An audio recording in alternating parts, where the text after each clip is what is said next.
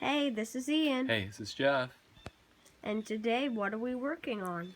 Okay, we're going to install this terminal junction block on the MGB. It's made by Jegs. And the reason I'm doing it is because I have a situation where I have three wires, primary wires, that I'm using as a power source for relays for the headlights and for some accessories.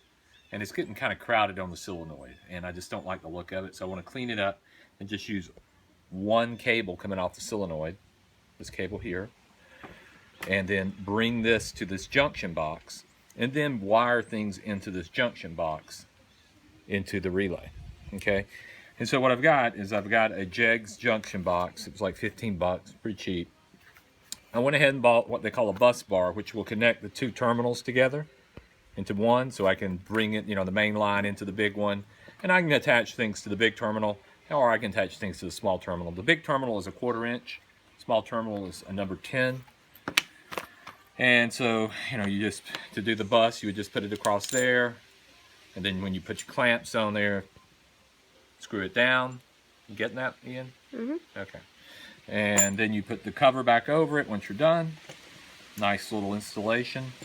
I'll be using, like I said, 6-gauge wire, which is really overkill, coming off of the solenoid to the junction box.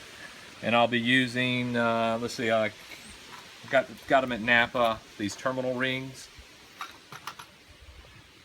I'm going to use a 5/16 on the solenoid side and a 1/4 inch on the junction box side. Pretty cheap at Napa. I think this was like $3.50 for 10 of them. And for the 5/16 and also about the same price for the 1/4 inch.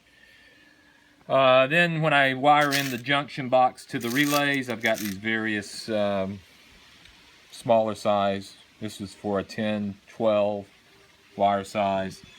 And then I've got some of these type of female fittings for the, if I need them. These that in here, they were JT&T brand.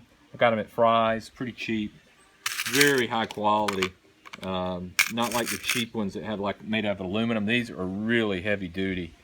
And when I solder them in place, you'll see I'll also use shrink tubing. This shrink tubing here has an adhesive line into it, so when I heat it up, it will actually seal around the area, and you'll see it after I use the air gun on it, the heat gun to seal it and shrink it, how well it will seal. It will basically be like a marine style connection, where there's no way that any corrosion, any moisture or corrosion can get into it. So that's kind of where I'm starting with. That's the things I'm starting to do. And then we'll let me do some prep work, like undo the battery and do things like that, and get under there and disconnect what we already have and get ready to put this line in. All right, I'll be back with you in a minute. Bye.